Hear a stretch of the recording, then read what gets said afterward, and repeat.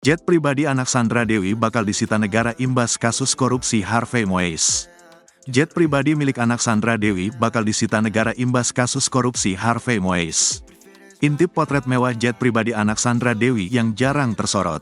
Kondisi jet pribadi anak Sandra Dewi ternyata mewah habis. Jet pribadi milik Harvey Moise dan Sandra Dewi dikabarkan bakal disita negara.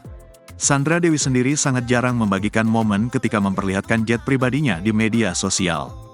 Bahkan unggahan Harvey saat berada di dalam jet pribadinya sempat mencuri perhatian. Tidak terbayangkan betapa mewahnya jet pribadi milik Sandra Dewi untuk putranya. Selain menyita aset Harvey Moise, Kejaksaan Agung juga menghentikan aktivitas rekening Harvey Moise. Kuntani mengakui hal tersebut untuk menelusuri potensi adanya tindak pidana pencucian uang, TPPU. Dalam setiap penanganan tipikor, tindak pidana korupsi, kami selalu menelusuri juga potensi adanya TPPU. Kita sudah lakukan Helena Lim sudah kami sangkakan dalam TPPU tidak menutup kemungkinan tersangka HM, Harvey Moise, kata Kuntadi.